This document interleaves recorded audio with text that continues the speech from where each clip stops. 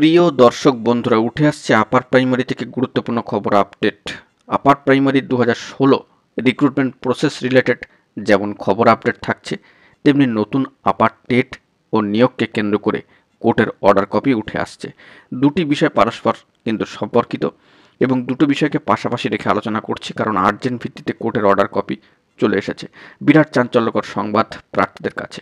অবশ্যই বিষয়টিকে এই ভিডিওর মধ্যে আর্জেন্ট ভিত্তিতে তুলে ধরছি, তাই ভিডিওটিকে শেষ পর্যন্ত ওয়াচ করবেন। চ্যানেলটিকে অতি অবশ্যই সাবস্ক্রাইব করে নিয়ে সঙ্গে থাকবেন।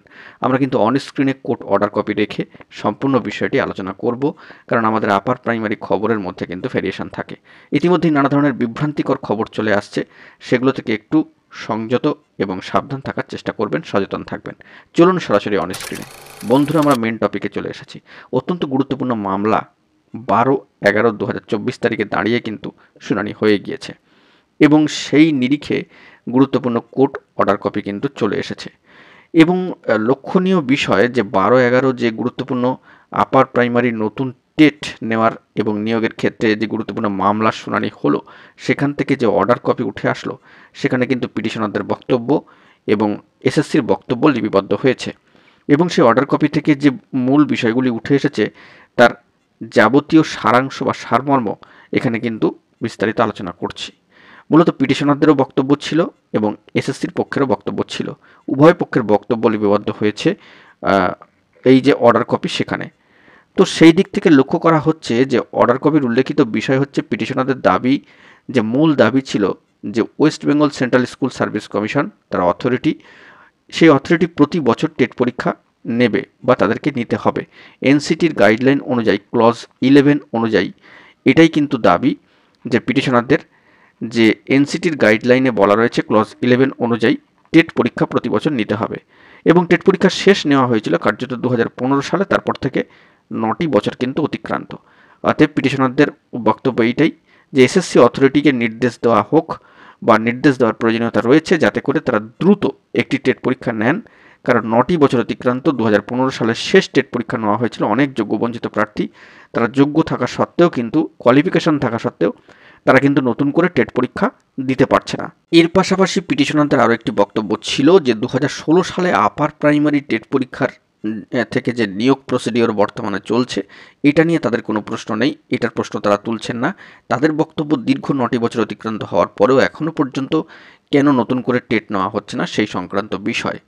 তো এই বক্তব্য পেশের পর সেটি লিপিবদ্ধ হয়েছে অর্ডার কপিতে, এবং অর্ডার কপির পরবর্তী অংশে 3 পাতার যে অর্ডার কপি এসছে, 3 পাতার গুরুত্বপূর্ণ অর্ডার কপির পরবর্তী অংশে এসএসসির তরফ থেকে সম্মানীয় অ্যাডভোকেট মহাশয়, সম্মানীয় সুতনু পাত্র মহাশয়, তার যে বক্তব্য West Bengal central school service কমিশনের তরফ থেকে, সেখানে যে বিষয়টি উঠে এসেছে যে পিটিশনারদের বক্তব্য তিনি বিরোধিতা করছেন এবং এই যে রিট পিটিশনটি দাখিল হয়েছে এর গ্রহণযোগ্যতা নিয়ে, মেন্টালিবিলিটি নিয়ে কার্যত তিনি কিন্তু প্রশ্ন তুলেছেন গ্রহণযোগ্যতা নিয়ে। তো কমিশনের 2016 সালে আপার প্রাইমারি নিয়োগ প্রক্রিয়া এখনও পর্যন্ত সমাপ্ত হয়নি এবং যতক্ষণ না পর্যন্ত এটি শেষ হচ্ছে তার আগে টেট পরীক্ষা, অর্থাৎ নতুন করে আপার প্রাইমারি টেট পরীক্ষা নেওয়া যাচ্ছে না নতুনভাবে, এমনটাই কিন্তু বলা হচ্ছে। এবং এখানে সম্মানীয় বিচারপতি মহাশয় এটা মনে করছেন যে উভয় পক্ষের বক্তব্যের পরিপ্রেক্ষিতে বা শোনবার পরে একটা এভিডেভিট এক্সচেঞ্জের প্রয়োজনীয়তা রয়েছে বলে সম্মানীয় বিচারপতি মহাশয় কিন্তু মনে করছেন। তো এসএসসিকে কিন্তু 4 সপ্তাহের মধ্যে একটা এভিডেভিট দেওয়ার কিন্তু নির্দেশ দেওয়া হয়েছে অর্ডার কপি অনুযায়ী, এবং এর পরবর্তী ক্ষেত্রে রিপ্লাইয়ের জন্য 2 সপ্তাহ কিন্তু দেওয়া হয়েছে।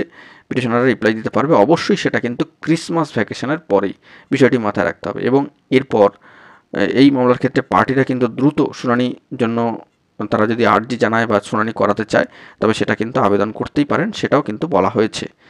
এছাড়াও পিটিশনারদের এই বিষয়টিও বলে দেওয়া হয়েছে যে যদি কোনো রেসপন্ডেন্ট থেকে থাকেন তাদের ক্ষেত্রে এই অর্ডার কপিও দিতে কিন্তু বলা হয়েছে, সেই সংক্রান্ত এভিডেভিট দিতে বলা হয়েছে। তো গুরুত্বপূর্ণভাবে এইটাই উঠে আসলো যে আপার প্রাইমারির ক্ষেত্রে বর্তমানে অর্ডার কপি অনুযায়ী যে অর্ডার কপি এসছে সিঙ্গেল বেঞ্চের শুনানির পরে মহামান্য কলকাতা হাইকোর্টে, যে নতুন আপার প্রাইমারি টেট এই মুহূর্তে দাঁড়িয়ে নেওয়া হচ্ছে না, কারণ 2016 আপার টেট নিয়োগ প্রসিডিওর বর্তমানে কিন্তু চলছে এবং 2016 আপার প্রাইমারি নিয়োগ প্রসেস কমপ্লিট হলেই কিন্তু যাবতীয় প্রসিডিওরগুলো এগোবে, এমনটাই মনে করা হচ্ছে। প্রার্থীদের সেই সময় পর্যন্ত অবশ্যই অপেক্ষা করতেই হচ্ছে। তো এখন দেখার বিষয় যে এই প্রসিডিওরটা কত দ্রুত সমাপ্ত হয়। আগামী আরও 2 মাস লাগতে পারে সর্বোপরি, আমরা যতটুকু জানি এবং সম্ভাব্য কিছু সময়সীমা উঠে এসেছিল যে মার্চ মাসের দিক থেকে কিন্তু টার্নিং পয়েন্ট হতে পারে নতুন আপার ডেট আসার ক্ষেত্রে। তো দেখা যাক এই বিষয়ে পরবর্তী ক্ষেত্রে কী খবর আপডেট উঠে আসে। গুরুত্বপূর্ণ খবর পেলে সবটা প্রোভাইড করবো। এখন এই পর্যন্তই। চ্যানেলটিকে সাবস্ক্রাইব করে সঙ্গে থাকুন। ধন্যবাদ।